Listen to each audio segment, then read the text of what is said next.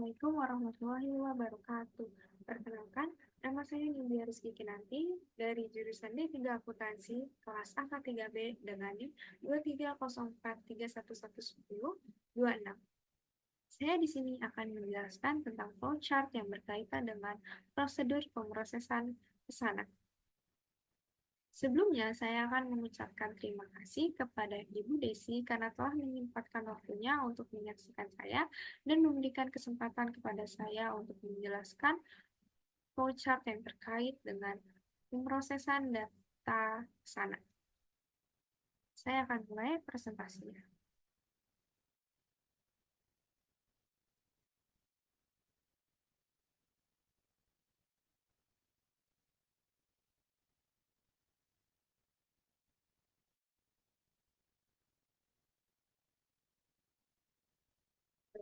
Prosedur pemrosesan data pesanan ini diawali oleh petugas penjualan. Di dalamnya terjadi kegiatan menerima pesanan dari pembeli, kemudian menuliskan order dalam formulir order.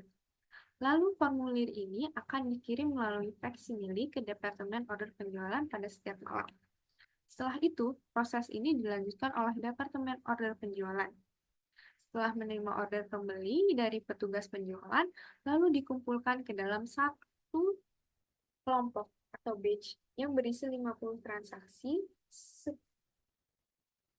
Lalu, sebelum melakukan entry data, membuat jumlah kelompok untuk 50 transaksi ke dalam secari kertas secara manual. Pada tahap selanjutnya, memasukkan data pesanan pembeli ke dalam komputer, mencakup elemen data seperti nomor akun pelanggan, nomor petugas penjualan, kode produk, kuantitas produk, dan tanggal pengiriman yang diminta. Kemudian, setelah memasukkan data pesanan ke dalam komputer, proses ini akan dilanjutkan oleh Departemen Pengolahan Data.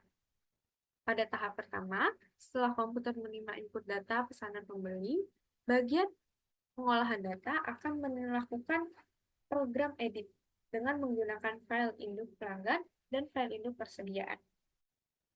Dari file induk pelanggan, kita memperoleh kode pelanggan yang digunakan untuk mengakses record dalam file pelanggan. Setelah kode ini dimasukkan, sistem akan menayangkan data nama dan data alamat pelanggan untuk dilengkapi dengan order data penjualan.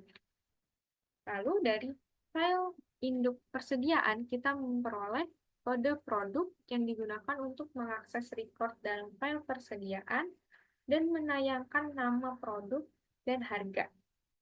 Pada tahap ini dilakukan edit check untuk menjamin akurasi input. Apa saja ceknya?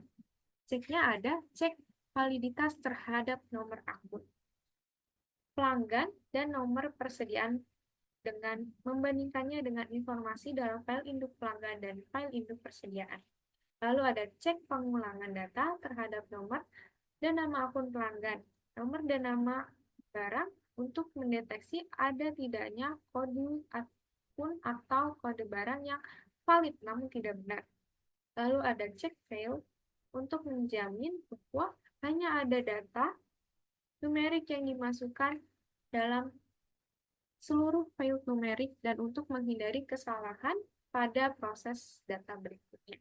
Lalu ada uji kewajaran untuk memverifikasi akurasi kuantitas yang dipesan. Hal ini dilakukan dengan membandingkan kuantitas yang dipesan dengan standar jumlah pesanan normal. Lalu ada cek kisaran terhadap order dan tanggal pengiriman untuk memastikan kelayakannya. Lalu ada uji kelengkapan untuk memastikan bahwa setiap record transaksi telah berisi seluruh elemen data yang tepat. Lalu, setelah proses itu semua, proses cek itu selesai, seluruh transaksi yang telah lolos pengecekan ini dianggap telah akurat dan valid, sedangkan yang transaksi yang tidak lolos pengecekan akan dilaporkan dalam laporan error dan exception untuk diinvestigasi dan dikoreksi. Output dari proses ini berupa hasil perhitungan jumlah kelompok dan data order pembeli yang telah diedit. Kemudian, setelah data order diedit, departemen ini akan melakukan penggabungan kelompok untuk kelompok transaksi yang sudah valid. Output dalam proses ini adalah data order pembeli yang telah tergabung dalam sebuah file yang berisi banyak data dan akan digunakan untuk memutakhirkan berbagai file induk. Maaf, file produk. Lalu, tahap selanjutnya adalah akan dilanjut dengan program pemrosesan order penjualan dengan menggunakan file induk pelanggan dan file induk persediaan. Di dalamnya ada proses program menghitung nilai penjualan dan membandingkannya dengan sisa jatah kredit. Order yang tidak lolos dan dari uji batas kredit ini akan ditampung dalam laporan penolakan kredit yang akan diserahkan pada manajer kredit. Manajer kredit ini mengevaluasi laporan dan menentukan apakah akan menaikkan batas kredit pelanggan tersebut atau menolak. Untuk order yang diterima akan di-entry ulang bersama-sama dengan kelompok data berikutnya.